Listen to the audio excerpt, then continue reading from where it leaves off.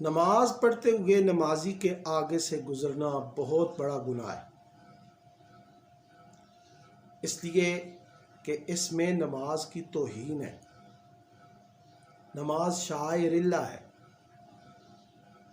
اس میں نماز اور نمازی کی توہین ہے۔ اسی لیے نبی کریم صلی اللہ علیہ وسلم نے نمازی کے آگے سے گزرنے کی سخت ممانعت فرمائی ہے۔ آج ہم مساجد میں دیکھتے ہیں کہ لوگ ذرا بھی پرواہ نہیں کرتے اور نمازی کے آگے سے دیدہ دلیری سے گزر جاتے ہیں۔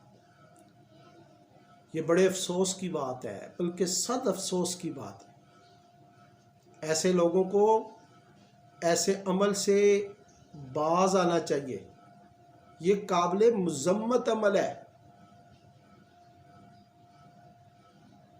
نمازیوں کے آگے سے گزرنے والا شخص اس حدیث مبارکہ کو سنے اور اپنی حالت کو بدلے کہ کتنی سخت وعید ہے، کتنی دیر تک کھڑے ہونے کا حکم ہے۔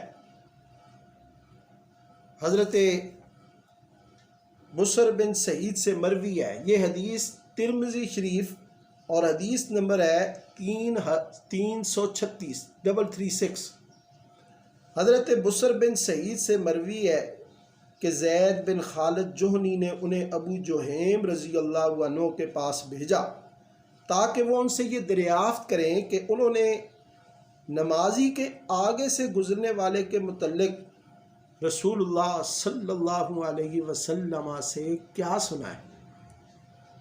تو ابو جہیم رضی اللہ عنہ نے بیان کیا کہ منبع رشد و ہدایت، مجسمہ نور ہدایت صلی اللہ علیہ وسلم نے فرمایا، اگر نمازی کے آگے سے گزرنے والے کو علم ہو جائے کہ اس پر کیا گناہ ہے تو اس کے لیے نمازی کے آگے سے گزرنے سے 40 تک کھڑا رہنا بہتر ہوگا۔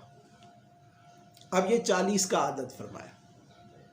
ابو نضر فرماتے ہیں کہ مجھے علم نہیں کہ انہوں نے 40 دن کہا، 40 سال کہا یا 40 مہینے کا۔ اسی روایت میں آتا ہے کہ نبی علیہ الصلوۃ والسلام کی ایک روایت یہ بھی ہے کہ آپ نے فرمایا، تم میں سے کسی کا 100 برس کھڑا رہنا اس بات سے بہتر ہے کہ وہ اپنے بھائی کے سامنے سے گزرے جبکہ وہ نماز پڑھ رہا ہو۔ اب اس حدیث مبارکہ سے کیا پتہ چلا؟ اس حدیث مبارکہ سے یہ بات بالکل واضح ہو گئی کہ نمازی کے آگے سے نہیں گزرنا چاہیے۔ اب نبی علیہ الصلوۃ والسلام نے فرمایا، جس طرح کہ موطا امام مالک کی روایت میں آتا ہے کہ 40 سال کا ذکر ہے، تو یہاں پہ 40 دن، 40 مہینے، 40 سال اور 100 سال، یہ 4 ہے۔ تو اس سے یہ پتہ چلا کہ آدمی کھڑا رہے، نمازی کے آگے سے نہ گزرے۔ نمازی کے آگے اگر آڑ نہیں ہے، کوئی سترا نہیں ہے، تو اس وقت نمازی کے آگے سے گزرنا یہ سب سے بڑا گناہ ہے۔ اس لیے ہمیں احتیاط کرنی چاہیے کہ ہمیں نمازی کے آگے سے نہیں گزرنا چاہیے۔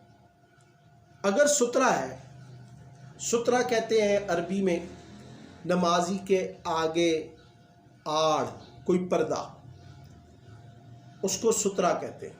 اور نبی علیہ الصلوۃ والسلام کی احادیث مبارکہ سے، آپ کی سنت سے یہ ثابت ہے کہ آپ نے نماز پڑھتے ہوئے سترا گاڑا۔ اب سترا کم از کم 1 ہاتھ 18 انچ اور اس کی موٹائی 1 انگل کے برابر ہو، 1 انگلی کے برابر اس کی موٹائی ہو۔ نمازی اپنی دونوں آنکھوں میں سے کسی ایک آنکھ کے سامنے اس کو گاڑ دے تو یہ سترا بن جاتا ہے۔ پھر آگے سے کوئی گزر جائے تو نماز گزرنے والے کو کوئی گناہ نہیں ہوتا۔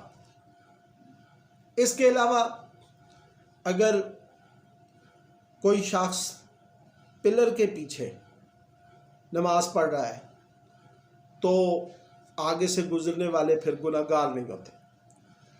اسی طرح بعض مسجدوں کے برآمدوں میں لوہے کے پول لگے ہوتے ہیں جن پر پنکھے لگائے جاتے ہیں، تو وہ اگر لوہے کا پول، اس کے پیچھے اگر کوئی نمازی نماز پڑھ رہا ہے تو لوہے کے پول کے دوسری طرف سے کوئی شخص گزر جائے تو بھی گزرنے والے کو گناہ نہیں ہوگا۔ اسی طرح اگر نماز پڑھنے والے کے آگے کوئی شخص پیٹھ کر کے بیٹھا ہے اور اس شخص سے آگے لوگ جو ہے نا گزر رہے ہیں تو بھی گزرنے والے گناہ گار نہیں ہوں گے۔